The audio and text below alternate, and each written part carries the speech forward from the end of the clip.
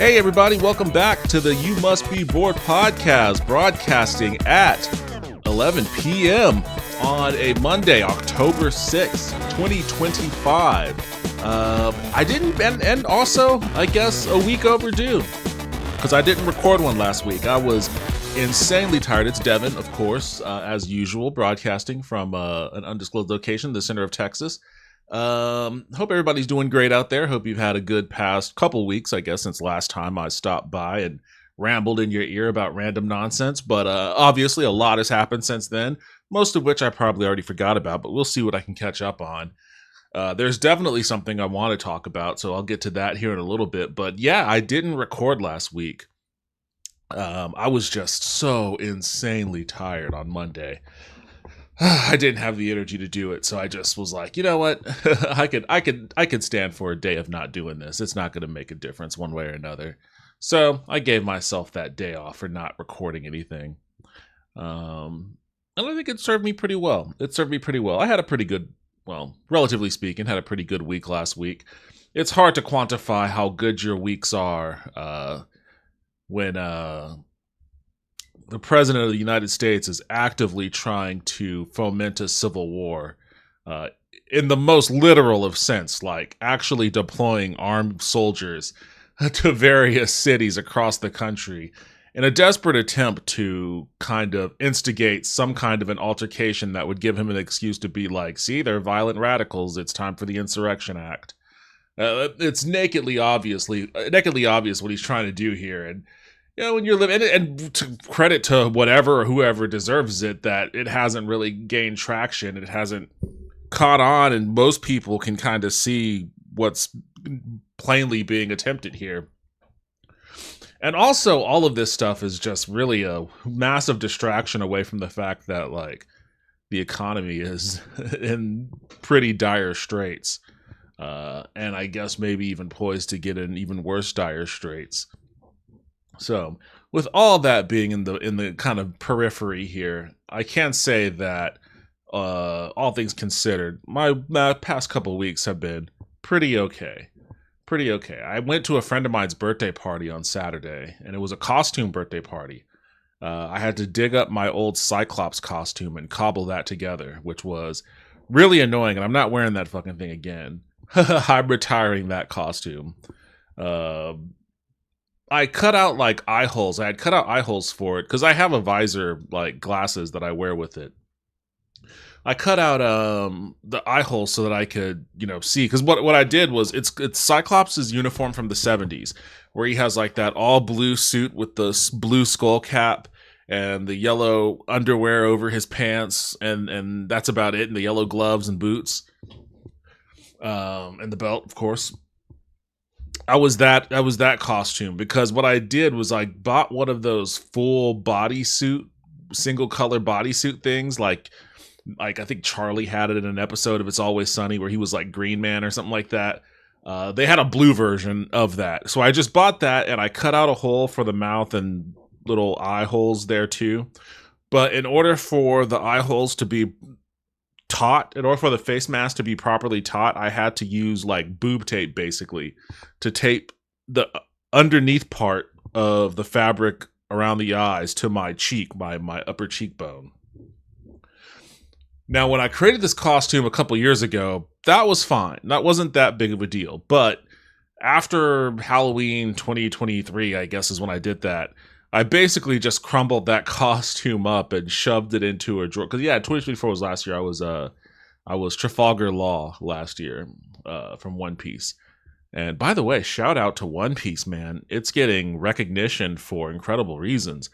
I watched I think it must have been, I don't know if it was BBC, but it was definitely some kind of a European news broadcast that was talking about the political upheaval that's been happening all across the world. Nepal, Indonesia, all these other places. And they're talking about how one of the single unifying images across all these places is the Straw Hat Jolly Roger, right? And these old boomers are trying to figure out why. Like, they're like, why? What is this One Piece? And why is it a universal symbol amongst blah blah blah, and obviously they have no fucking clue. It's like a 2,000 episode anime that they're not gonna get invested in. It makes sense to me being a fan of One Piece.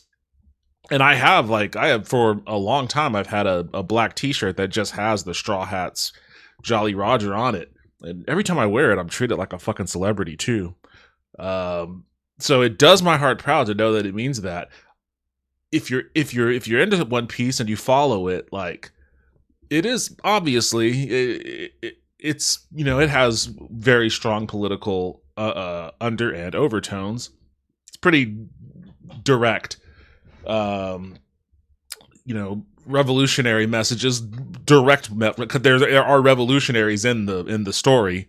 Luffy's father is the leader of the revolutionaries. You know, there's a lot of I don't know. I guess there have been arguments about whether it is pro-socialism or whatever. And I don't know if I would go so far as to say that it's that, but it's definitely anti-fascist. If it's one thing for certain that it is anti-fascist, anti-authoritarianism, anti-one world government for sure, anti, I guess, to a certain degree, quote unquote, globalism, depending on what your definition of that is. It is definitely that.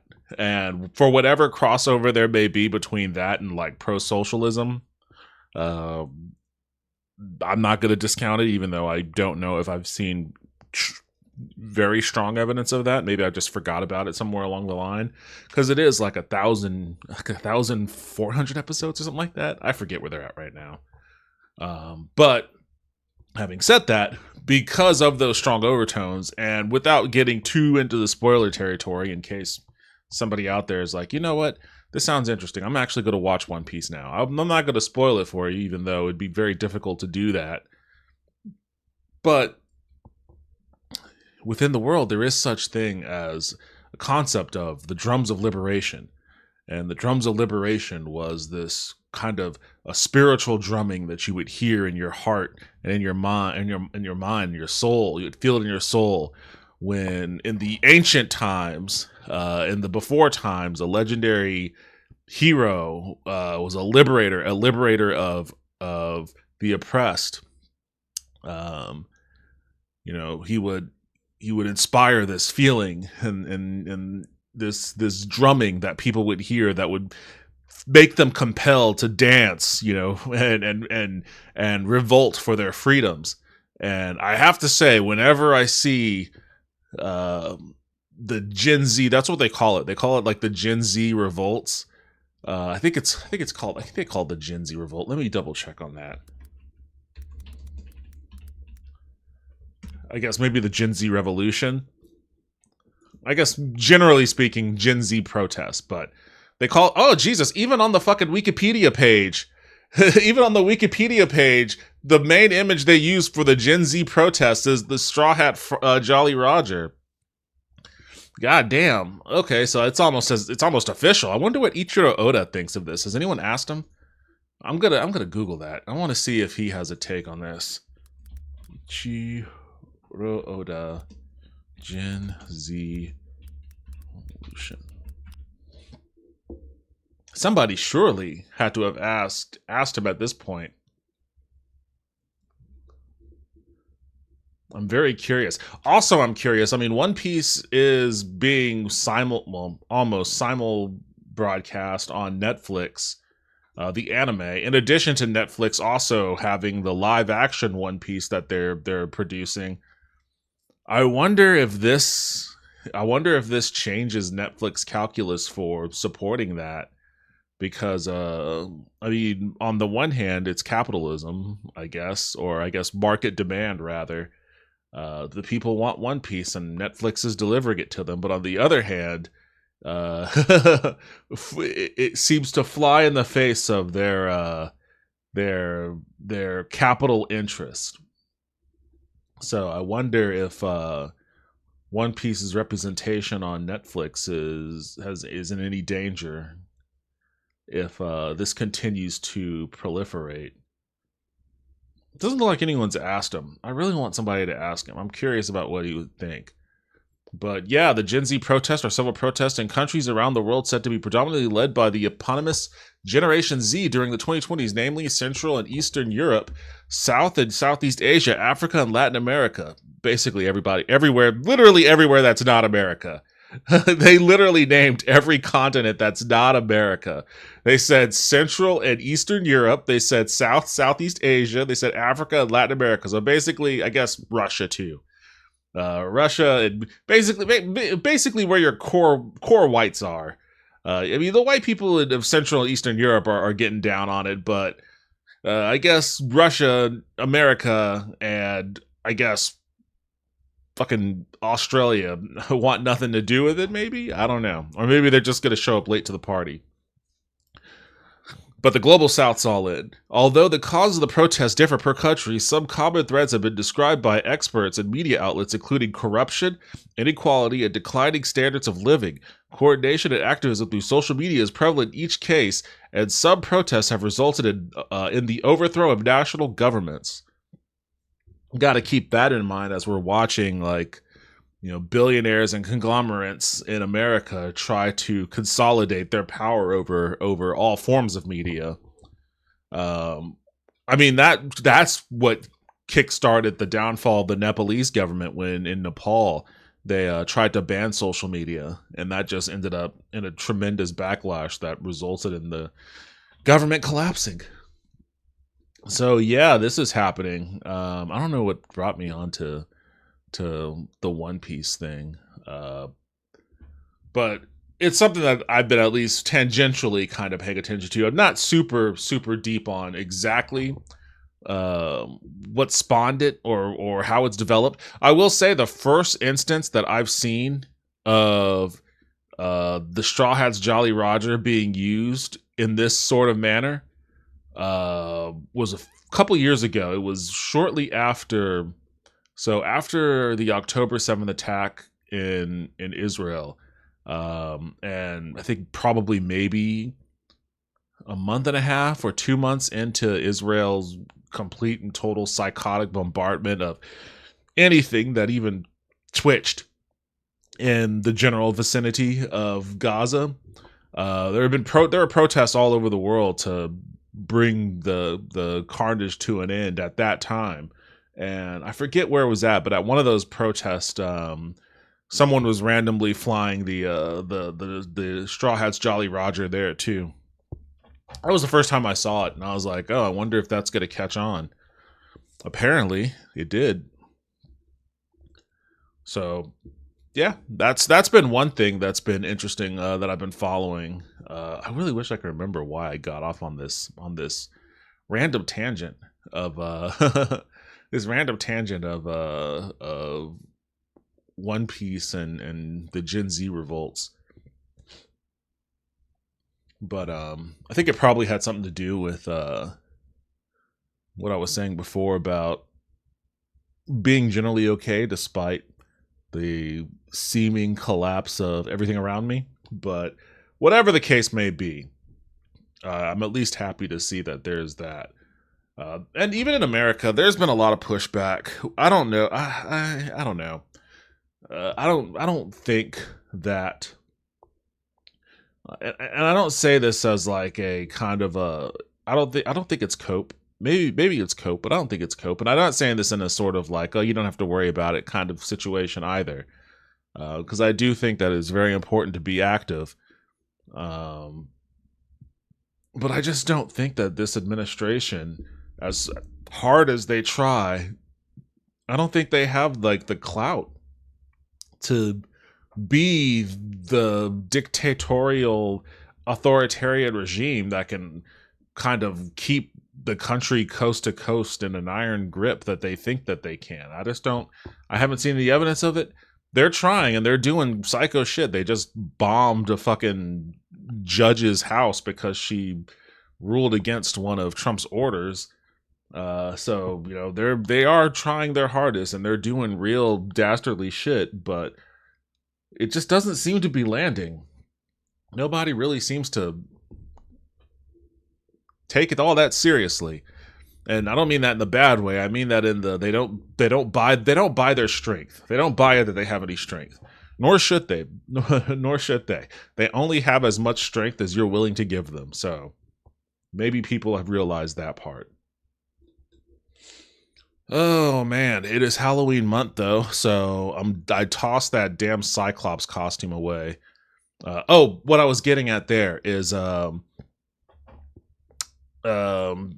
had that boob tape thing under my eye the couple years ago.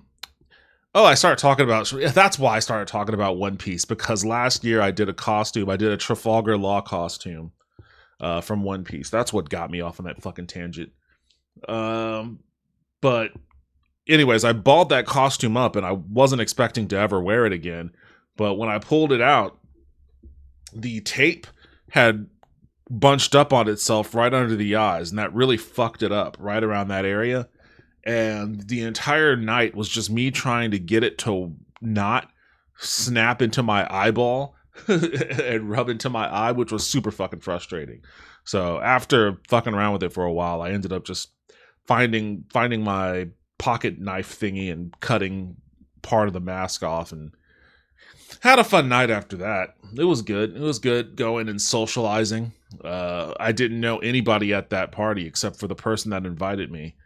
So it was interesting talking to, and of course, in true fucking nerd ass fashion, I'm sitting here at this party, and everyone, everyone's a costume party. People in their costumes. I'm sitting there. There's a guy at the table that's dressed like a contestant from Squid Game. Next to him, we're all talking. There's this big, beefy looking dude, a good old boy type of dude who's dressed like a cowboy, with the gun holster and everything. Somebody else was there too, but I can't remember what that dude was dressed like. And then me, Cyclops. And somehow, and don't you know that it's always the way with me, the topic, and it wasn't me, by the way, the Squid Game guy brought it up. The topic of conversation came to transit, and I heard him mention it, and I was like, are you talking about transit, buddy? Like, what is going on here? And we all ended up nerding out about like fucking trains and shit. So, so of course we did. But you know what? I'm going to say, like, the fact that this is, and I've been to many, many parties before in the past, in my younger years, my college years and whatnot. The fact, and maybe it's also a function of the fact that we're all of the general same age. We're all, elder millennials and whatnot, creeping towards a uncertain non-retirement age. But considering the fact that, like, you can just go to one of these parties and have real legitimate discussions about shit like transit with people, like, to me, yeah, maybe a part of that is like we're fucking dork ass losers, and I'm not going to discount that. Sure, that's a possibility. But also, I think it speaks to the fact that, like, we've gotten so little. We've gotten so little from our government here in this country, in this state in particular, but the country in general.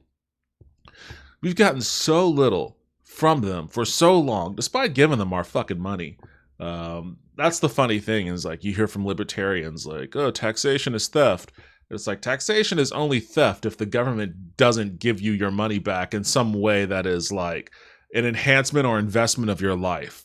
Like, if they take your tax money and then keep it for themselves, or give it to like some rich dude who then just like stashes it away in some offshore bank, then yeah, then it's theft.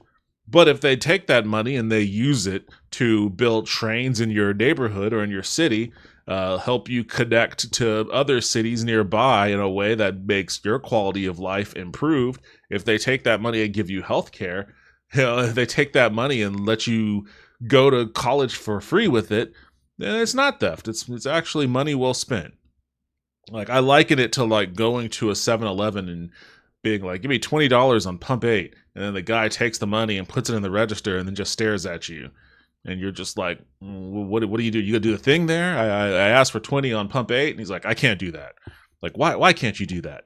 It's like, because it's just too expensive. We can't afford it. It's like, what the fuck you mean you can't afford it? I just gave you the fucking $20 to put on pump 8. Like, that's the whole thing here. I give you the $20. You put the $20 on pump 8. He's like, well, if I put $20 on pump 8, then the whole of your money that you gave me is just going to be wasted. And we're not going to have anything that we can keep our organization sustained with. So it's just not a good investment of that money. It makes more sense if I take this money and then I redistribute it to these other entities that can better hire people, and then the money will trickle down. And like, that's not what the fucking transaction is here. I don't know what game you're playing at, but the transaction is I give you money, you give me gas. It's a one-to-one thing. I give you this, you give me that. And any kind of argument to the contrary is clearly you trying to fuck me over out of some money. So let's get this straight. Either give me my $20 back or give me $20 in gas, right?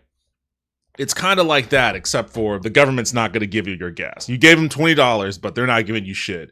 And I think that like decades upon decades of this non-transactional relationship between people and the government has just made people yearn for basic shit, man. Just basic shit. We're sitting here in America just being like, oh, trains. Wouldn't it be nice? Like, just the common shit in any other fucking country. Wouldn't it be great if we can just go to the doctor and not have to worry about like a $5,000 deductible that we have to hit in order to be able to get some kind of financial assistance on some insanely overpriced medical procedure? Wouldn't that be great? Like, any other random thing that just happens in a normal country, we all sit around here and just kind of like, oh, that would be nice. Yeah, that would be great. Which speaks to, I mean, and honestly, like, when I see all of this Gen Z revolution stuff, it's like, yes, great, do that. But you're also coming at it from a point of view of where, like, your quality of life, honestly, is probably a little bit better than what we have over here, which is what frustrates me about America's unwillingness to, like, really force the issue, right? Like, that's the whole purpose of a protest. I remember around the COVID times, I can't remember if it was Chile or Ecuador or one of those countries, maybe Ecuador. They raised the price of their trains by like a quarter, and people fucking revolted. They ended up setting the Congress on fire. It was like people had to resign because they raised the cost of transit by a quarter. You know, it's like, God damn, man, you guys don't take shit from your government. And it's good to see, I guess, that other places are reaching their breaking point, but it's literally, for whatever fucking reason, it's the total opposite here in America. It's like, how is the government going to be the one that's like initiating these crazy like military invasion crackdowns on a populace that's never been more compliant?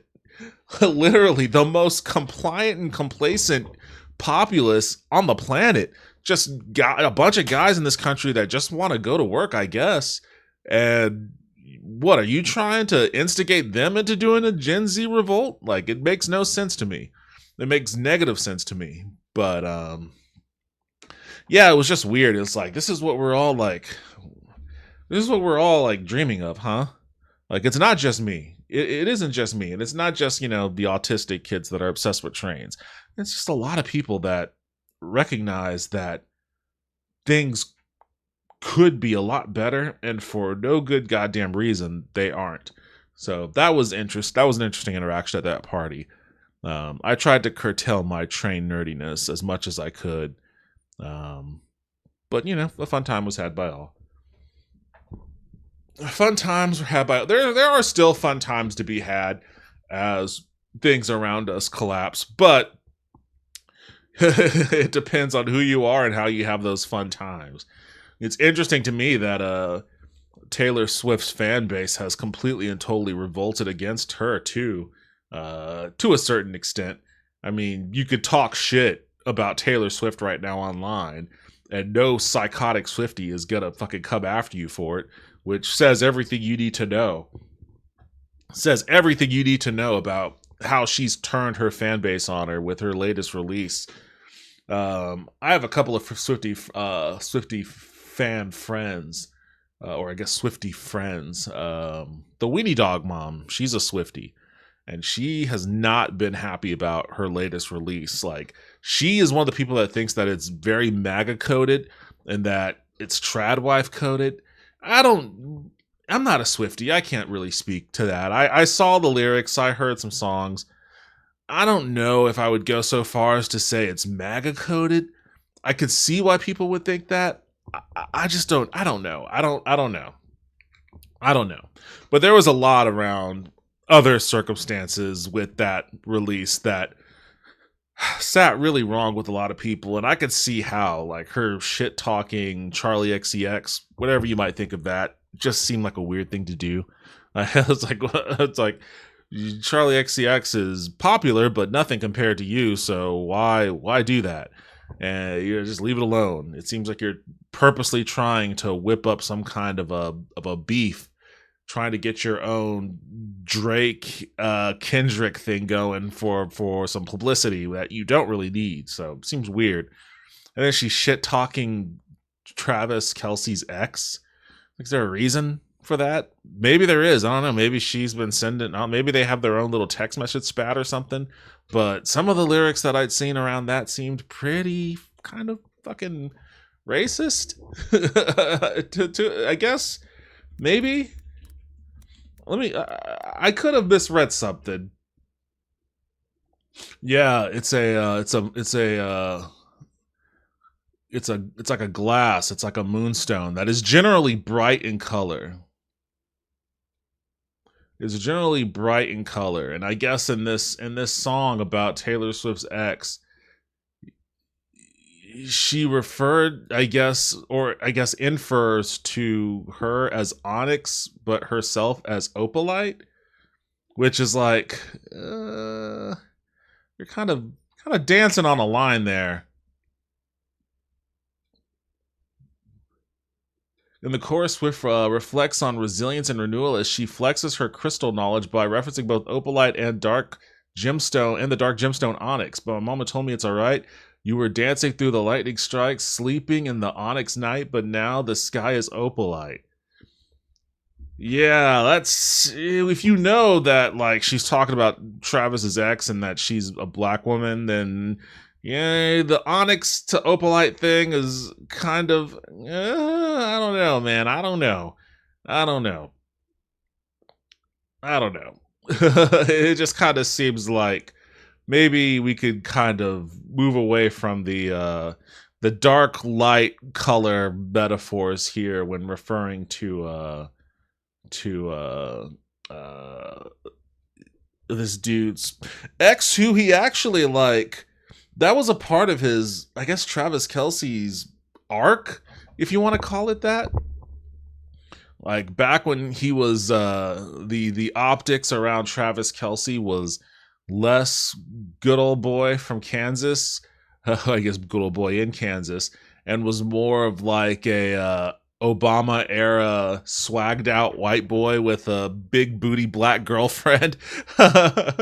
Like, he's kind of had an arc on his own, I guess. But yeah, that was one thing that was pointed out to me. I was like, all right, that seems like that probably could have been a little handled a little more tactfully. But the Taylor Swift shit is weird. It's a weird album. It's got weird connotations. I'm not a Swiftie, so I don't care, but apparently it's pissed off a lot of her fan base, in addition to just like the crazy gouging she's doing with all of her album variant releases and the AI she's used to promote them. It's like, you're a billionaire. You can afford to pay an artist. Like, the fact that you're going in on AI is just twisting the dagger of your heel turn, of this evident heel turn. Like, why do it? Why do the most? Why do the most to, like, alienate everyone, unless, like, you feel your only way to escape the pressures of being Taylor Swift is to destroy the reputation of Taylor Swift. And hey, you know what? If that's the game, then good luck. Maybe you'll destroy the reputation of Taylor Swift just enough to keep your billions, but live in relative obscurity because nobody would like you anymore. Hey, and you know what? That's fine. You know, nobody needs to be liked by anyone, so long as you're happy in your relationship, I guess. And according to that song about Travis Kelce's dick being the key that opened her thighs, it seems like she's okay with her relationship there. So whatever that may be. But there was also, outside from the Taylor Swift controversy, there is also a controversy that's a little closer to my heart that I'm gonna dip into a little bit here, and that is the controversy around the comedians that performed at the Riyadh Comedy Festival in Saudi Arabia. Now, I have long since said that Saudi Arabia is probably one of America's actual truest enemies. I mean, they orchestrated 9/11. Like, what more do you need? In addition to fucking killing the Wall Street, or not Wall Street, the Washington Post journalist, beheaded him at the Turkish consulate, and just got away with it scot free, nary a fucking sanction or anything. In addition to all the other fucked up things that they do to their people and abroad, which is why, and including slavery, like they still have slavery, like slaves are still a thing there. It's not a good country, but this is why they do what they're doing with respects to like not just sports washing, but just any kind of washing. They just bought EA, or at least are part of a ownership group that purchased EA. They tried to buy the WWE. They're hosting WrestleMania as part of their sports washing campaign, so they do a lot of WrestleMania stuff there now. They have the Live Golf to compete with the PGA as a part of their sports washing campaign. They tried to buy Embracer Group. That didn't go through, but they tried to buy Embracer Group to further consolidate, I guess, and they do have ownership parts of various different media operations here too. I feel like we're living in an era where America has long since been dead and we just haven't realized it yet. And it's basically being stripped apart by like hyenas in the veldt. And we're waiting to see which global authoritarian regime is going to be our new overlord. Like we've got four competitors in this bout. We've got Israel, who appears to have purchased the entirety of our Congress, which, you know, that's no small feat. They put in the hard work for years and years, and you know, they ended up getting generally where they needed to get to in order to have the entirety of our government in their pocket. But unfortunately, part of the steps they took to get there have landed them as a global pariah, the likes of which we haven't seen since, I guess, maybe apartheid South Africa, ironically. And that's causing a tremendous amount of backlash that's going to end up having ramifications that might see them losing the ground that they've gained in their endeavors to dominate America, or dominate the remains of America, I should say. So we'll have to see how that unfolds for them. Number 2 in the competitor list is Russia. They had a strong hand in interfering with elections and continue to interfere in social discord here with their bot campaigns on social media and whatnot, purchasing right-wing content creators like Tim Pool and having them spew out pro-Kremlin propaganda versus Ukraine during the meat of the Ukrainian invasion, or I guess I should say the invasion of Ukraine. They put in a lot of good work too. They put in, and some suspect that they may have even succeeded in installing their guy as president. I don't know about that. They seemed overly friendly when Vladimir Putin, for whatever fucking reason, came to America, landed on American soil, rode around in the fucking in the beast, in the limo of the president, which was not supposed to happen. He had his own motor detail that he just didn't go to. He got in the car with the president, which probably a colossal amount of security violations going on there. But, you know, that's the kind of benefits you get when you're jockeying for pole position for taking over the remains of America's fetid cadaver. Number 3 on the list is China. And I don't get the sense that China wants to like dominate or take over America so much as they just want to dominate America with trade. I think China would be perfectly fine if America was a functioning country, just so long as that function served their trade interest, and we continued to purchase virtually everything from them. If that relationship continues, then I think they're okay with that. I don't see them being as belligerent and trying to dominate America as the other contenders, but they will maintain a certain belligerence in order to exert their influence in their region of the world, which America has tremendous presence in with all of our military bases over there. So there is that. There is that. There will be there will be some conflict. Maybe not militarily speaking, but there will be some conflict. But I get the sense that China is probably a little bit more soft power than hard power. And certainly more that than Manchurian candidate. So we'll have to see how that develops as well. As the global economic order realigns, it seems that they may end up in a more advantageous position than any of the other competitors here. But we'll just have to see how that goes. The fall of the American economy and our global economic dominance, the weakening of the dollar, and the increased isolation of our economic output is only going to make China that much more, appealing to people. So we'll have to see how that goes. And then the final contender, the black horse candidate, is Saudi Arabia. I think Saudi Arabia has probably made a calculus that their best bet is to, when Trump V1, he assassinated an Iranian general, Soleimani, and I think it was the Ayatollah of Iran who responded by basically saying, General Soleimani is a cultural icon. He was a institution, etc., etc. He was beloved. He was a beloved hero of the Iranians, and there's nothing that Iran can do that is an equivalent to America, because America has no heroes. They have no culture. Like, what are we supposed to do? Bomb SpongeBob? Which, kind of a bitch slap there. In a way that kind of walks them away from the responsibility of militarily responding to America. That's not lost on me. Like, Iran has always, at least in the past decade or so, exercised an incredible amount of restraint in responding directly to American aggression, even as recently as the past few months, when we directly bombed them. And they still exercised a pretty colossal amount of restraint. But I think that whole "who used to do bomb SpongeBob" thing kind of speaks to what I think Saudi Arabia's angle is here.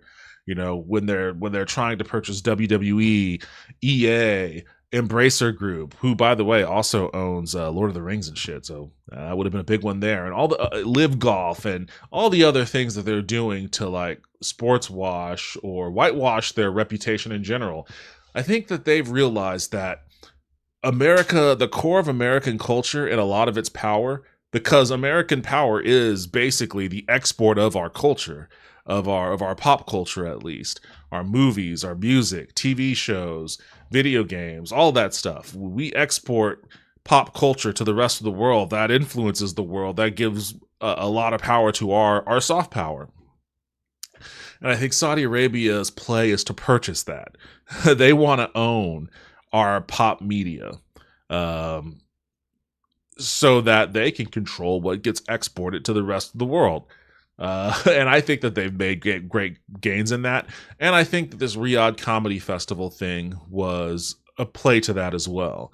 And again, very disheartened that a lot of really good comedians went to do comedy for a not great royal family in a not great government that still allows for slavery to exist and all sorts of other heinous things.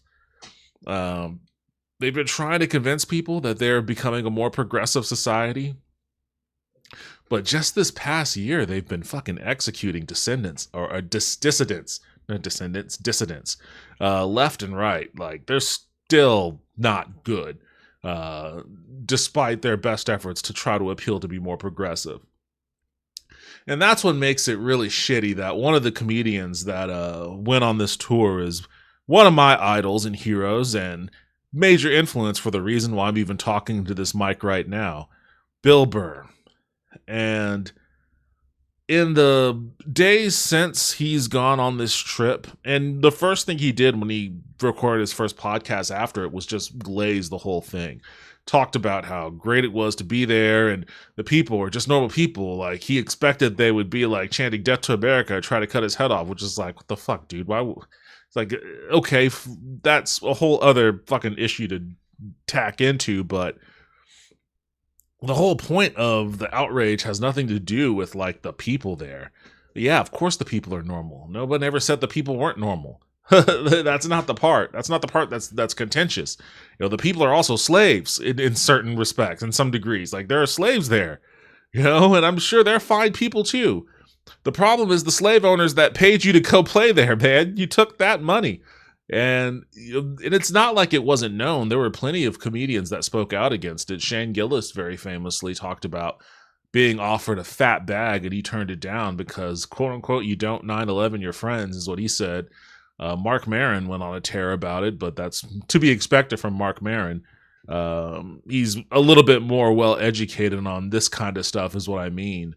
Having been in the realm of politics and political broadcasting for 20 some odd years at this point, maybe a little more, and I just don't know about it.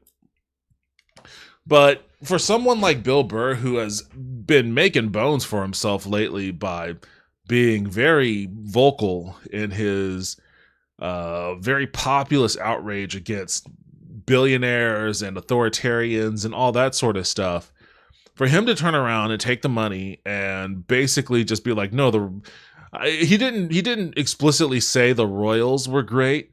He said that he was told that he was not allowed to make fun of the royals as a condition, which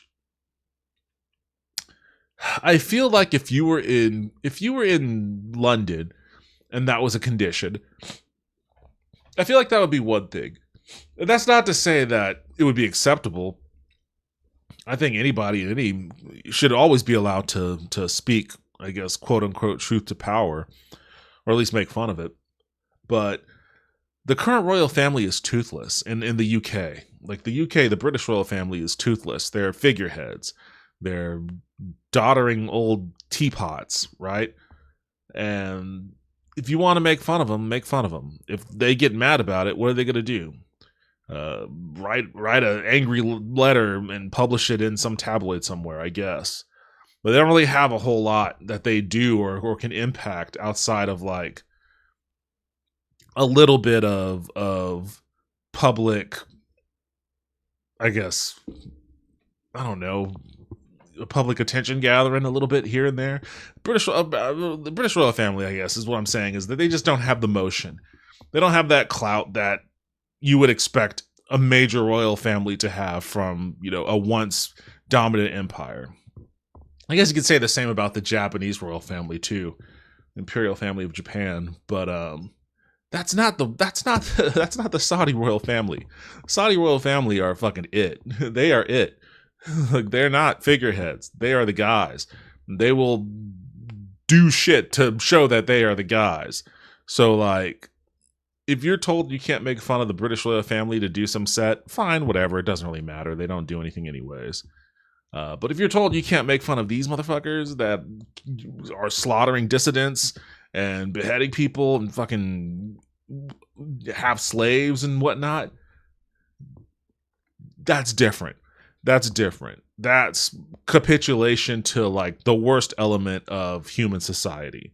The thing that you're supposed to be ranting about and raging against when you talk about authoritarians and billionaires and whatnot. Like, you can't rage and rant against that on the one hand and then like be compliant and bow your head and accept the money on the other. So that was the disappointing thing there. And hearing him talk about it in such glowing manner was upsetting. I remember I was looking through the comments. He posted, like, because he posts clips on Instagram, or I guess his media person does. And he posted some random clip about talking about the Clintons or something. And I was just scrolling through the comments, and each and every one of them was just on his ass, calling him Billy Bonesaw and shit like that. Because, you know, they cut off Jamal Khashoggi's head with a bone saw in that Turkish consulate. You know, calling him Billy Blood Money and all this other sort of stuff. There was no support. There were thousands of comments and not a single one of them was showing support. And it's been that way for him for at least the past couple weeks. And he hasn't really said anything about it yet until just now. So he just uploaded, I guess a couple hours ago, his new Monday morning podcast where he talks about it a little bit. We're rounding out to the end of my podcast. I'm not going to listen to his whole podcast, but what I will listen to is... Oh, wait, his podcast is only 28 minutes. It's shorter than his usual Monday podcast. But I'm gonna listen to his, because I've only heard like maybe a minute of this before I was like, I'm gonna listen to this on my recording. So you're gonna get a live reaction from what he has to say about this. I don't know how long he talks about it, but let's figure it out and see if what he says is an acceptable rationalization. Hey, what's going on? It's Bill Burr, and it's time for the Monday Morning Podcast for Monday, August 6, 2025. What's going on? How are ya? Oh, Jesus. How's it going in your neck of the woods there? It's not going so good in my neck. Get me some water. I'll tell you that. I'm not taking a piss. I'm getting some water. Is sanctimonian. Key word on the monian. Oh, Jesus. All right, here's the deal. You guys are asking me, obviously, a ton of questions about the absolute controversy, all right? Here's the deal. I have no problem answering any of them. The problem I have is after I answer them, it all gets clipped. And then once it gets clipped, then the lies start getting told, or they start shaping it and making it this and making it that. So all I'm doing is just throwing another log on the fire, and then they can make more money. No, I'm sorry. Well, no, because they care so much. That's right. Sorry, not because. So he's already straw manning here. I don't know what this they is. I don't know who this they that are making money. Like, again, I read all those comments. Like, none of those motherfuckers were posting comments on that Instagram to cash in on anything. Like, I bet I could scroll down on this even. Let's look at the top comments here posted and see who's making money off of it. This guy says Billy Backlash. Billy billionaires are bad, but trillionaires are good, Burr. This guy says pre-2025, the Monday morning podcast. Current era, the Monday morning comment section. So this guy's also coming here to see the incredible amount of acrimony in the comments. This guy says, I remember he once criticized Oprah for saying the same shit about Dubai that he's now saying about Saudi Arabia. Well, doesn't seem like this guy's making that much money off of that one. He's only got 141 likes, so he's got to get his money game up. This guy says, like, hey man, they have a Chili's over there. That was one of Bill's rationalizations. Like, and he was like, oh man, I thought they were all going to be like saying death to America. They have a Chili's over here. Which is a pretty silly thing, right? Come on. Old Crown Prince Billy went from the next Carlin to exactly what Carlin hated. Oh boy, that's actually a very astute point. Welcome to the Monday Morning Podcast. Let's do some ad reads. Look who it is, folks. It's me, Saudis, and Zip Tie Recruit. Zip Tie. Oh, yeah.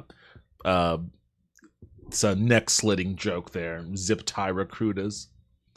This guy says, old Billy thinning the podcast oil supply by giving us only 28 minutes. So this guy noticed the lack of time devoted to this as well.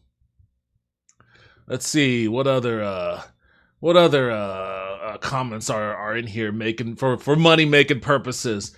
This guy has 60 likes. He also needs to get his money making purposes up. He goes, beep. Hey, Bill, Jared Kushner here. Now that you're full on board, by the way, Jared Kushner is a partner in the ownership group with the Saudi Arabian royal family that purchased EA. So that's where that comes from. Now that you're full on board, I want to talk to you about headlining the grand opening of the new Gaza City Amphitheater. This will be huge. Call me. Oh, God. That might actually, I mean, it's a joke, but who knows how close to the truth that joke might land. Let's see what else are they saying. R.I.P. Bill Burr, 1968, 2025. He died doing what he quote hates. Old Billy behead a baby for a Bugatti. Okay. Old Billy, everybody has a price, Burr. Love how he says he's not afraid to answer questions, implying he has the answers. Let's see.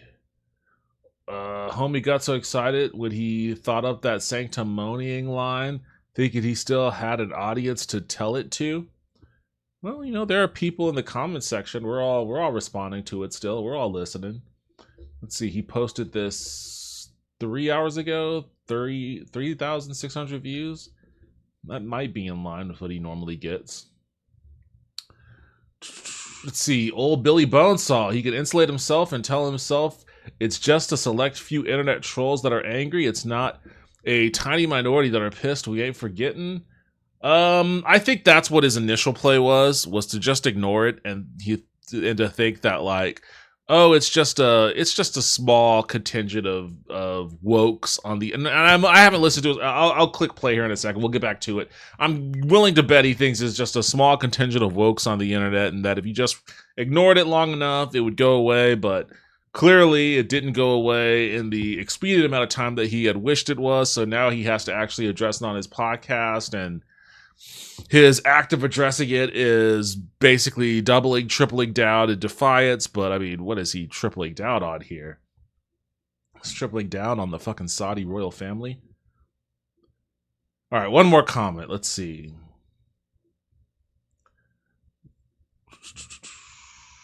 What's a decent one? Let me see if I can find the one that supports him.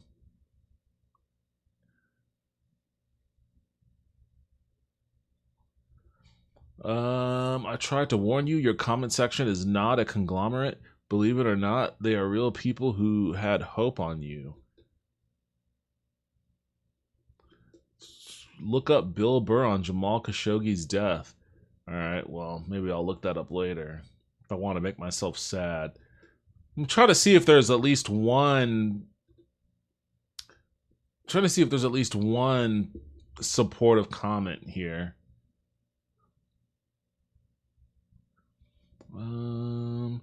Bill, thanks for addressing it in some way, but you didn't make it any better at all. That's probably going to be the most supportive comment in here. Is Bill, thanks for addressing it in some way, but you didn't make it any better at all. Okay, let me hit play. Let me figure out what else he's saying here. Because they're just making money. You know, but I do have to tell you, this is fascinating because I've never been in the middle of one of these fucking things. And my whole life when I watch the news, you know, not every fucking news stories, but there's been a lot of shit where you watch it going like, yeah, I don't know, kind of seems like that kind of fucking dick. So to finally be in the middle of it and the level of like straight up lies is just, it's wild. Now, I'll be honest with you, I've been off the internet for like a fucking month, but just the shit people have been sending, it's funny, you get off the internet and people still send you shit. So, like, these stories of, like, there was no women there, he just performed to the royals. By the time they're done with this shit... I hadn't heard anybody say any of that. Like, that is not... I don't know who is sending him things. I don't know who... Maybe somebody is saying that shit, but none of the critiques that I had seen were about there not being women there or that he was performing specifically for the royals. So that's kind of a weird straw man argument to be yelling about here. Like, comedians spoke out against this very clearly. Like, it had nothing to do with whether there were going to be women there or performing for the royals. Like, if you want to figure out why people were upset, it's out there. Just go look up Mark Maron. Again, Mark Maron, Shane Gillis. There are plenty of other comedians. I mean, fucking even Tim Dillon, who Tim Dillon accepted the gig. He went there, did a joke, or I don't know if he went there, but he did a joke about, after having accepted the gig, he did a joke about Saudi Arabia having slaves. The Saudi royal family did not like that. They kicked him off of the tour. He lost the bag. He lost, or at least some portion of his bag, maybe, because he made fun of the Saudi royal family having slaves, you know? So, like, even dudes that were right on the level with, like, oh, I'm going to take this money. Like, Tim Dillon has a little bit more dignity than Bill Burr in this, because at least he fucking rankled feathers. He was like, yeah, I'll take your money, and then I'll talk about how you have slaves with it. Like, I respect that more than I respect just being a straight up fucking patsy. So I don't know what this whole where he's getting this idea that the issue is fucking them not having women or whatever.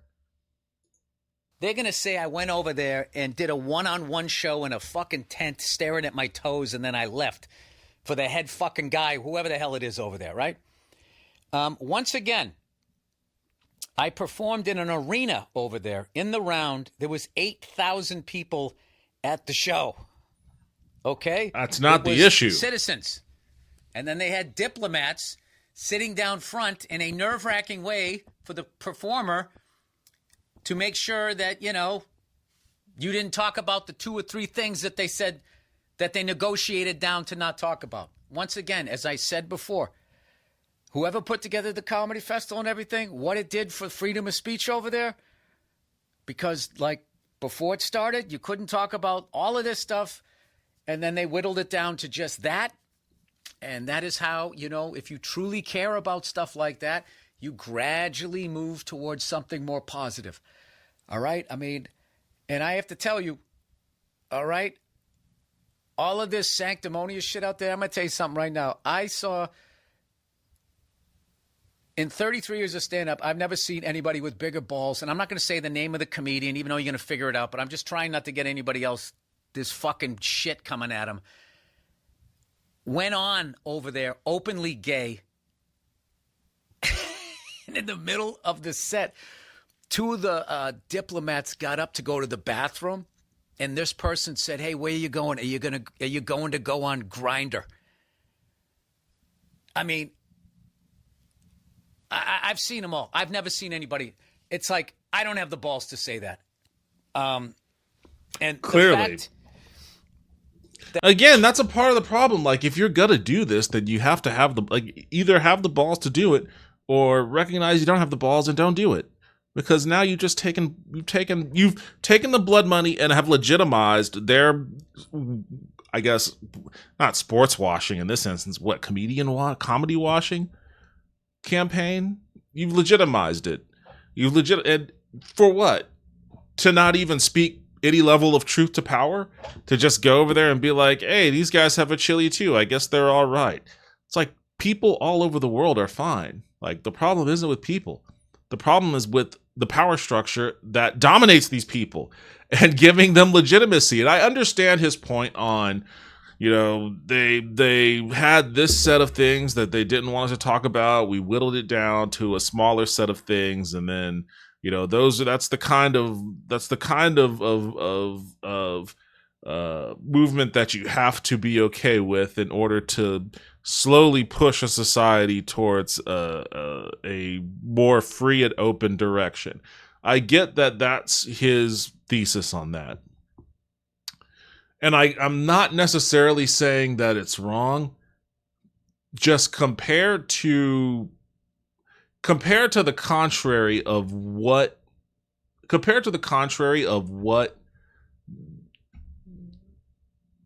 the backdrop of what this comedy festival was, how it was set up, the purpose of it, in the environment that it's in, it seems inadequate to me, at least. And maybe I'm not the right person to make that kind of judgment or claim.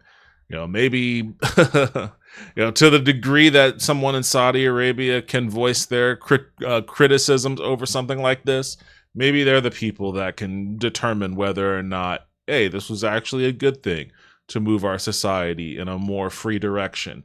And maybe it was, you know? But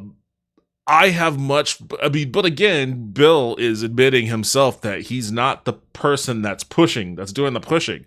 Like, I would say that, you know, whoever this gay comedian is, that's a solid opportunity to push the needle. I mean, it's taking a risk for sure, but at least you're doing it. And again, Tim Dillon, yeah, go make fun of them having fucking slaves. Like, you're going to make people mad. You're going to push it in a direction, though, to the extent that you can, if, you know, you weren't censored and nobody else heard you there. But he's not even saying that he's a part of it. He's just saying, no, I just showed up for the money. But all these other guys that were like doing the thing, man, I'm impressed by them.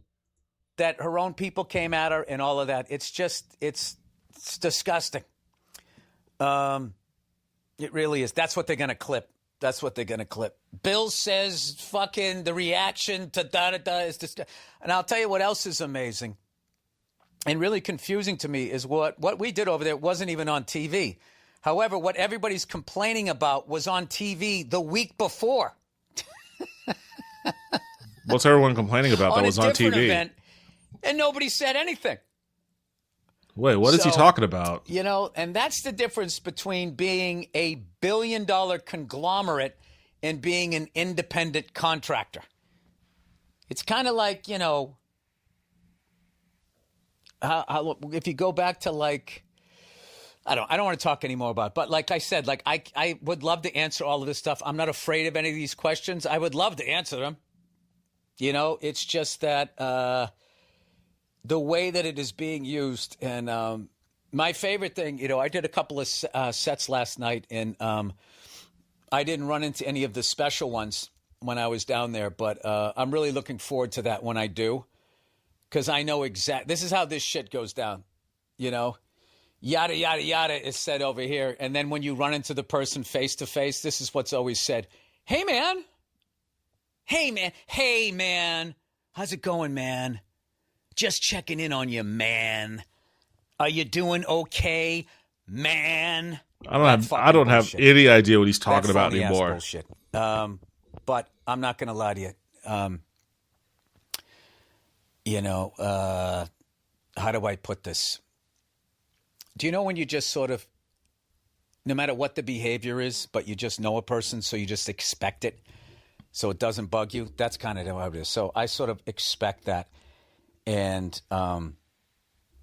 oh my God. Do you know what I did yesterday to fucking calm me down for the amount of bullshit out there? The fucking roast jokes that I wrote yesterday. It was as an exercise. I don't know what he's talking about. I had a real good time doing that. Okay, but I will toe the line that the reason that, you know, yeah, I'm going to shut up now. There you go. There's for your fucking news cycle. Now go twist all of that around. But just remember, there was women at the show. 4 hotties down front. Faces were not covered. Smoke shows. Nobody down said front. Nobody said there wasn't. 8,000 citizens is what I performed in front of. And then I had the teachers looking at me while I did it. And I also connected in a country that had just been hit by 2 fucking missiles, 3 missiles, whatever the fuck it was. So, you know, I'm going to go with the fact that people really, the reason you didn't go, not because you were scared shitless, because we all were. So and I get it if you were. Yeah, but I mean, you got paid a lot of money and you did nothing to ruffle feathers, so you really didn't have anything to be afraid of. That's the thing. Like, you could be afraid if you know that you're going to go there and like, yeah, they told me not to talk about these topics, but I'm going to talk about them because I'm not going to fucking hamstring my vision or my reputation or whatever. If that's your bin, then yeah, you've got a lot to be fearful of. But if you're just going to accept a bag and toe the line, then where's the fear? Okay, sports washing in Saudi Arabia. This refers specifically to sports washing because I don't know if they call it something else for things that are outside of sports, but the concept remains the same. Refers to the practice of using sports to improve a country's reputation, a country or organization's reputation, often to distract from human rights concerns, political controversies, or other negative aspects of its government. So it is a distraction campaign. It involves hosting major sporting events, investing in prominent teams, or sponsoring high-profile competitions to project a more favorable global image. So this isn't for people in Saudi Arabia. It's for the rest of the world. Because again, remember, Saudi Arabia is investing in places left and right. But no one's going to want to have Saudi Arabia come in as an investor if people's chief fucking association with them is 9/11 and cutting off a journalist's head, right? So they've got to whitewash that shit. They've got to be like, hey, we aren't the 9/11 beheaders that you think we are. Look, we're hosting sporting events. We've got a comedy festival. Look at all this. We're just like you. We're a fun-loving, free, open, Western-style society in Saudi Arabia now. Never mind the crazy shit we're doing. Saudi Arabia has been accused of sports washing as a part of its broader Vision 2030 initiative, which aims to diversify its economy and enhance its global influence. The country has made significant investments in sports to reshape its international image, particularly in light of criticism over its human rights records, including restrictions on free speech, the treatment of women, and the 2018 killing of journalist Jamal Khashoggi. So let's see. This goes into details about their earlier engagements in doing this sort of stuff. It's been around for a while, but they really supercharged it under Mohammed bin Salman. 2010 witnessed a strategic acceleration in Saudi Arabia's sports investment, aligning with the Vision 2030 initiative, a comprehensive plan to diversify the nation's economy away from oil dependency. This period saw the kingdom hosting high-profile events and forming partnerships with major sporting events. 2014, Saudi Arabia began hosting WWE events, including the annual Crown Jewel, bringing international attention to the kingdom. The acquisition of Newcastle United Football Club in 2021 by a consortium led by the PIF for over £300 million exemplified Saudi Arabia's intent to establish a presence in European football. This move was part of a broader pattern of investing in prominent sports entities to bolster the kingdom's international profile. By 2023, Saudi Arabia had intensified its sports investment, exemplified by hosting the Saudi Arabian Grand Prix and securing significant boxing matches, further embedding itself in the global sporting arena. In December 2024, FIFA announced Saudi Arabia as the host of the 2034 Men's Cup, a decision that underscored the kingdom's successful bid to become a central figure in international football. This move, however, attracted criticism due to concern over the country's human rights record and allegations of using sports to divert away from its domestic issues. Fun fact, FIFA also hosted a World Cup in Qatar, which also used slave labor to build its arenas. So FIFA is not exactly operating with clean hands in this regard either.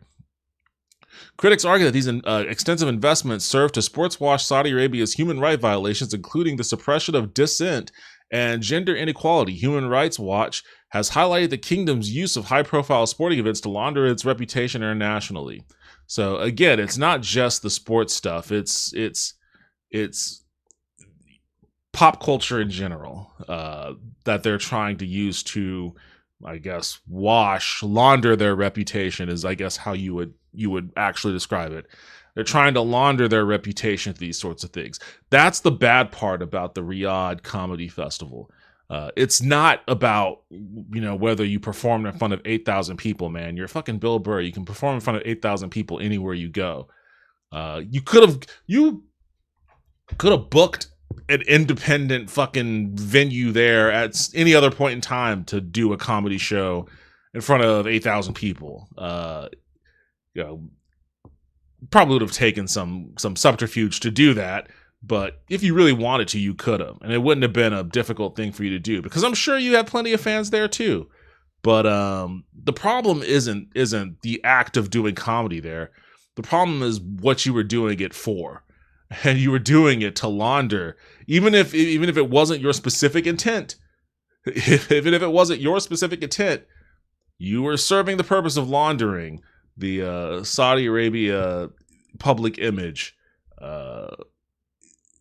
by making no demands for them to actually change anything. By the way, that's the problem. That's the real problem.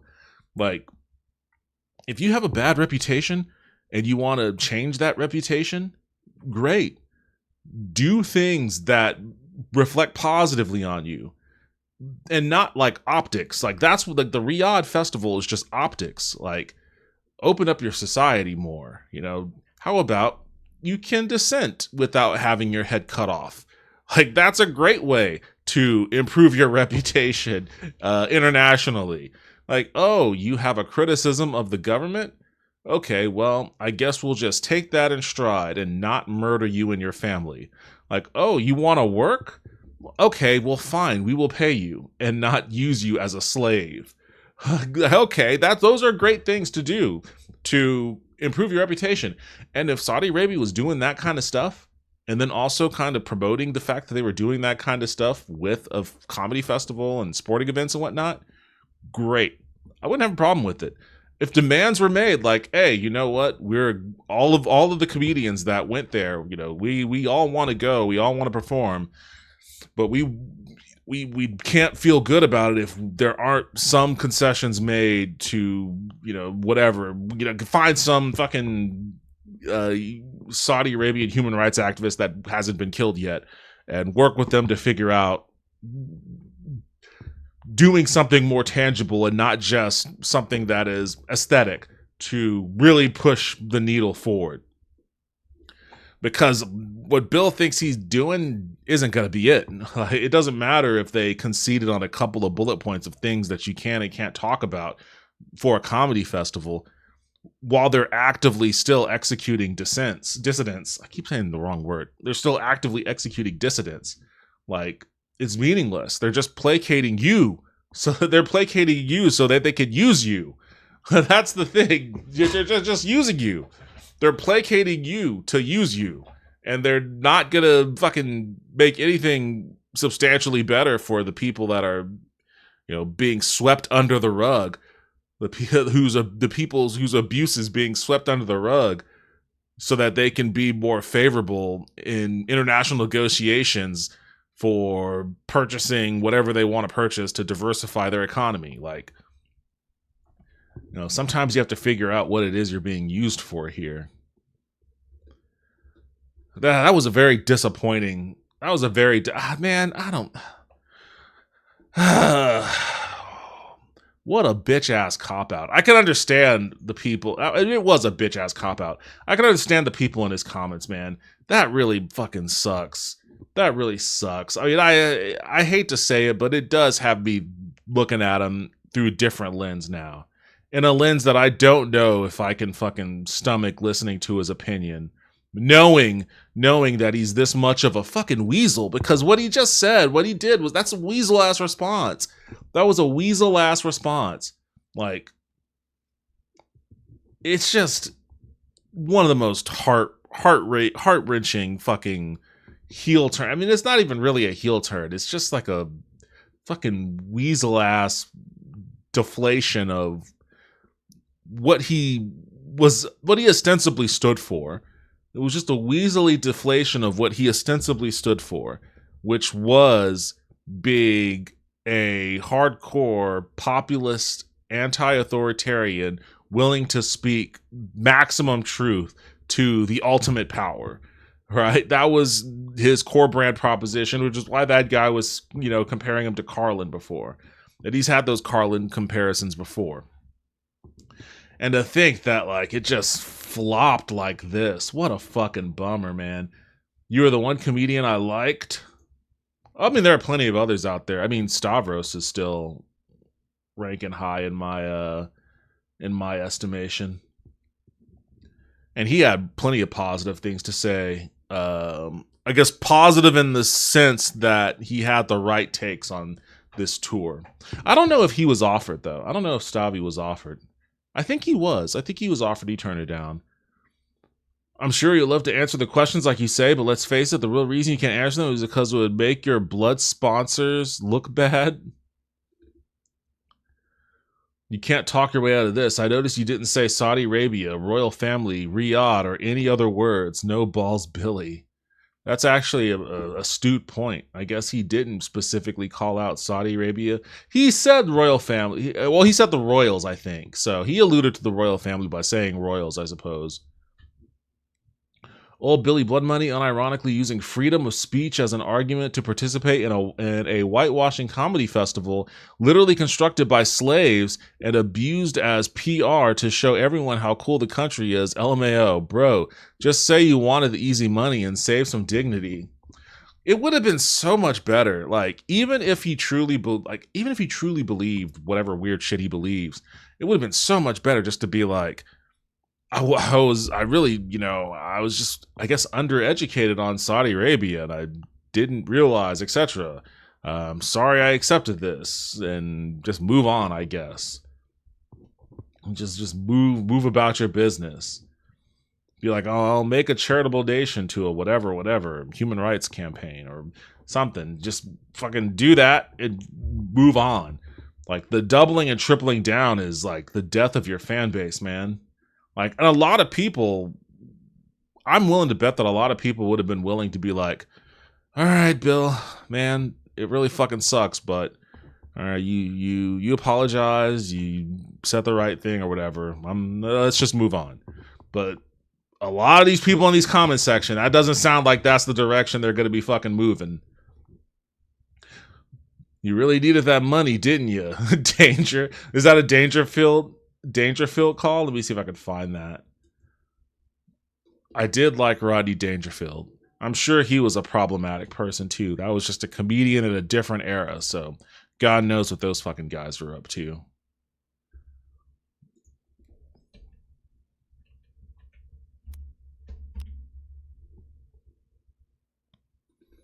Oh.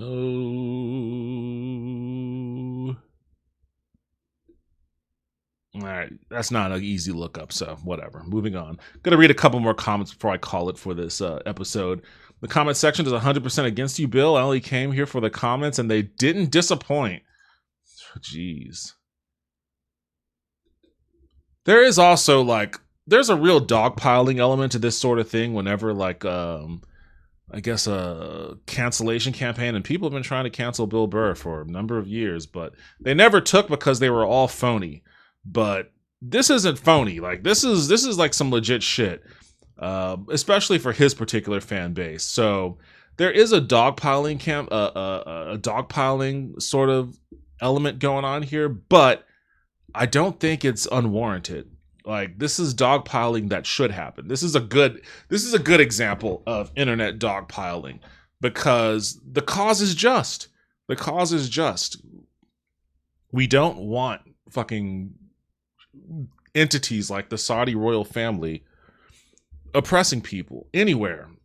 We want liberation because, like, again, what Bill Burr alluded to, like, people are just people. There are cool people all over the place, and nobody's deserving of that sort of thing. There shouldn't be slaves anywhere on the world, and that includes Saudi Arabia. Sam, I just paused the video and read them now.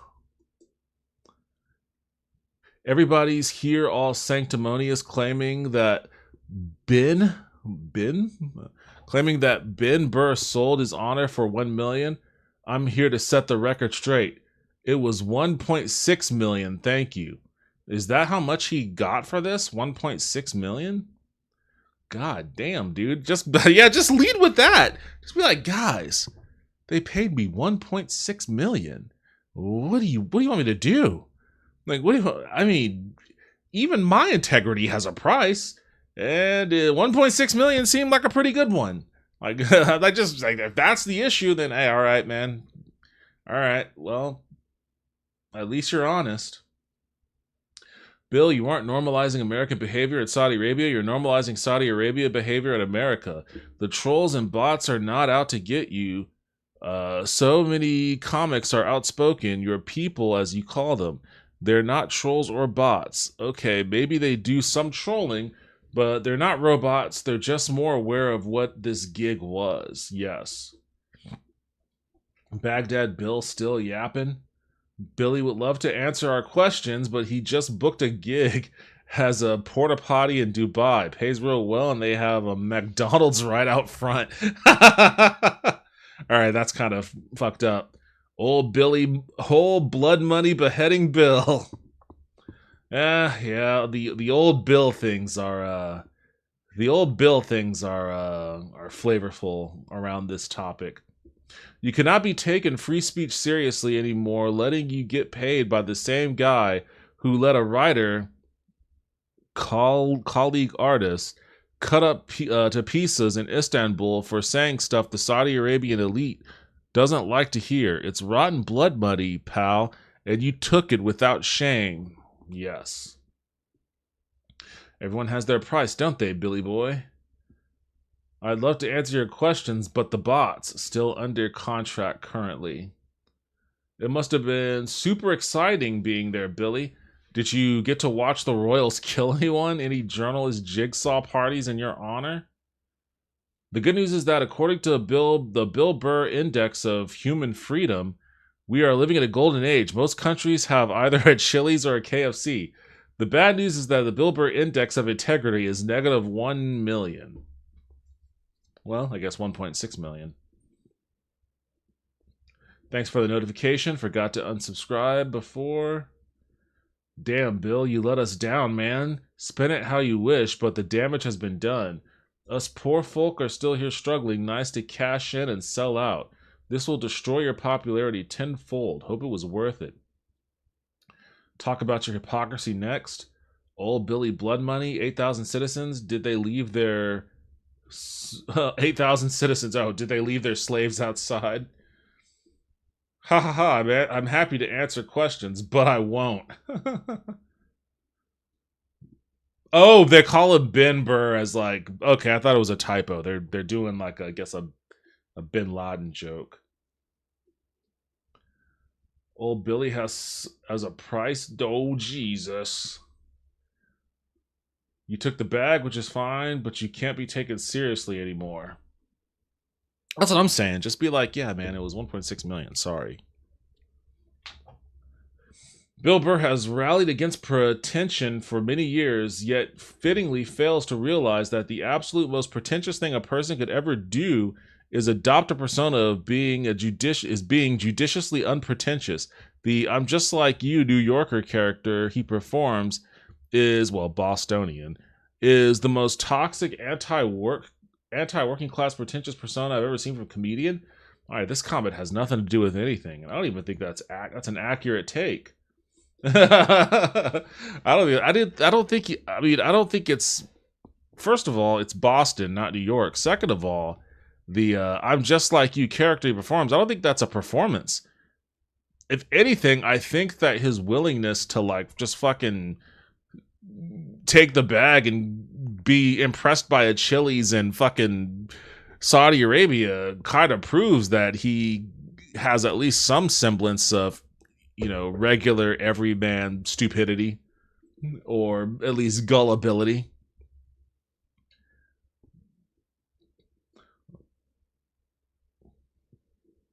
Looking forward to your appearance on Conan. So are you playing this year's Pyongyang Comedy Festival, or are you going to wait until they get a Taco Bell? Man, people are fucking ripping him, dude. They are ripping him. You've lost all credibility forever. You sold it. Hope the check was big. We could never believe another thing you say ever again. You may have to move to Saudi Arabia because your career is over here. The worst part is you running PR for them when you got back. No real story, just wow, they have a Starbucks, guys. They're just like us. Was that part of the deal? Must have been. I can hear the lie in your voice. Your pitch went up. Really embarrassing, man. You caught the dragon sickness. Oh, Lord of the Rings, or I guess a Hobbit. Hobbit fucking this is a Hobbit reference. You caught the dragon sickness, taking the blood money for millions you don't need. Time to retire. Oh, dragon sickness. He's wandering around in a stupor like Thorin. Man, these comments go on for a while. He just uploaded this a couple. Let me refresh. He uploaded this. I'm gonna refresh and see. I am fascinated by this. It does break my heart because I was a huge Bill Burr fan. Seen him many times. Looking at me. Seen him many times live when he's come around to Austin, and you know, you never want to see your heroes flame out like this. I don't have that extension that shows you how many dislikes a video has, but I would be curious to see how many dislikes this video has. It only has 239 likes, but it's got 548 comments. So that's a pretty remarkable ratio 4 hours into this video's upload. Let me see if I can. I'm about to end this here in a second anyways. Let's Let's do sort by newest first. I still haven't found one that was like supportive. People are mad because for every 500 people there are 12 slaves and you supported them. This is just a fact, not lies. Dude, I don't care how or what anyone thinks. Do you make a lifestyle you choose to care for that's what? What? Dude, I don't care how or what anyone thinks. Do you make a lifestyle you choose to care for that's in your orbit, happy and safe? In life, a little rain must fall. Helicopter maintenance gotta be expensive. All right. It seemed like he was going for support, but that helicopter maintenance gotta be expensive is kind of like a dig. Unsubscribed a while ago when Bill turned woke. Now I'm only here to say Bill is even more of a piece of shit than before. Once the GOAT comedian, now just a clown. Eat shit, Bill. That's funny. I turned on him when he went woke. And now I like how this wasn't like a reversal. It's not like, oh, now that all the wokes are mad at him, he's not woke. It's like, no, he's woke. He's just a bigger piece of shit. Let's see. Bill, I know you're a good man and just made a mistake going to Saudi Arabia for that comedy festival. Oh, here's one. Okay, well, we got a supportive one here. Bill, I know you're a good man and just made a mistake going to Saudi Arabia for that comedy festival. I'm still going to listen to you, but man, you gotta address the criticism. It'll be good for you and your fans. All right, so I guess supportive, but not accepting. That's an important distinction. Supportive, but not accepting of Bill's response here. Bill's fans are not going anywhere, just being slightly annoyed by all the preachy comment bombers. Better off if he takes his time to find the funny in it all.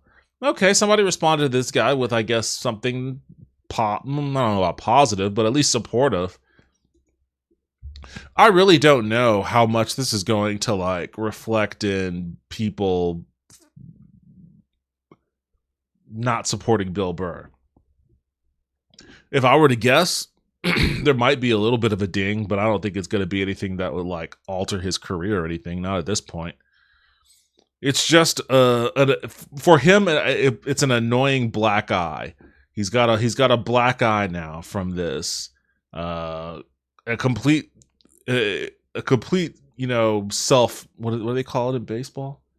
Self error, something like that. I don't watch baseball, so I don't know. Comment section, never forget. Look, had Bill never expressed his views on billionaires and blood money, elitism, this would be fine. I wouldn't agree with it, but it would be fine. When you develop a viewership who not only respects your comedy, but your integrity and worldview, and then go off and do something like what he did, it hurts, and new viewers to Bill Burr should be aware of this. Yes, that's very true. No, I don't know who I hate more, Bill Burr. Bill Cosby? What? Come on, man. Bill Cosby? Yeah, you should hate Bill Cosby more, dude. You should hate Bill Cosby more. The guy was a fucking serial rapist for decades. It doesn't matter who was there or what was said. It was that you were there to begin with. He's ignoring us. Let's contact his sponsors and tell him we won't support their business if they support Bill. I don't want to do that. Nobody else does. I mean, this was just posted 9 minutes ago, but I doubt that'll gain any kind of traction. Well, the point is made. After about a week and a half of controversy that he's kind of been ducking, he very, very weaselly addresses it.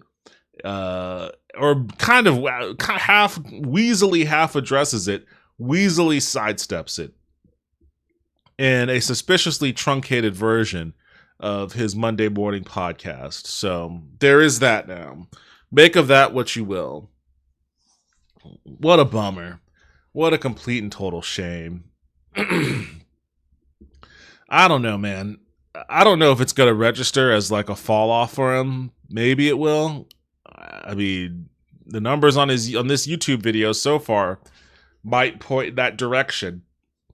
And especially once this gets, he's talking about, oh, it's going to get clipped. It's going to get clipped. It's like, yeah, dude, you're a fucking media figure. What do you expect? Everything you said has been getting clipped for the positive and the negative for the past fucking 30 years. You can go on YouTube and watch clips of a fully haired Bill Burr from Comedy Central Presents in the 1990s. You've been in the media for a while. Yeah, the shit you said, that's a part. No, that's not a part. That is the central fulcrum of this whole thing about using your voice, your image, your likeness, your reputation to launder the reputation of the Saudi royal family and their atrocities and their crimes. Like, that's the whole point. That's the whole point. You exist to be clipped. You exist to be clipped because you have clout and sway. All right? And you've been doing it and exercising it in public to your financial benefit. That's it. That's all there is to it. So yeah, that's what's going to happen. So you should, if you were smart, you would recognize that and have something more digestible than this to say, I want to answer questions. Well, then just answer them. Don't say I want to. That's what you say to a fucking that's what you say to a fucking lawyer in court. Before you plead the fifth. that's what you say before you plead the fifth when you're trying to get away with something. Your Honor, I would like to answer that question, but I'm afraid that my counsel has advised me to take the fifth. Like, goddamn, man. Like, don't be so fucking clueless about what it is you actually do. And it's not just tell jokes on stage. You used to just do that. And even to a degree, there is still some level of like, you're a public person, so your output is your product. But come on, man, you do all things comedy. You're a producer. You do movies. You write. You have TV shows. You're fucking all over the place. Like, you're a media figure. You're not just a comedian. Like, there are comedians and then there are media figures. And you are a media figure. You are a pop culture person. Like, to the extent that any comedian can be like a fully fleshed out pop culture person. I would say more so probably than Dave Chappelle. Dave Chappelle does stand-up. I don't know. I mean, I haven't been following Dave Chappelle that closely. Does he have a production company? I know he's not in Star Wars. I haven't seen Dave Chappelle in Star Wars. So, like, I don't know. I don't know, man. It's just a real disappointment. But I've said about all that I can say about this and all the other topics I talked about that I can't quite remember. But that's going to be it for me this week. Oh, man, that's a hefty burrito to digest at the very end. But it's been weighing on me, and it's a bummer. I don't think I'm going to continue listening to his podcast. I can't in good faith. Because every time he says something, I'm just going to think about this weaselly ass, bullshit ass response. He's gonna have to do better than this, in my view. If he even cares. He probably doesn't even care, which is fine. He doesn't have to. Because again, I don't know. I don't think this is probably going to register all that hard. Like, so what? A couple people aren't going to listen to his shit anymore? I don't think he's going to give a fuck about that. He just made $1.6 million, so fuck him. Is probably his take on that. Which would be very MAGA of him, ironically.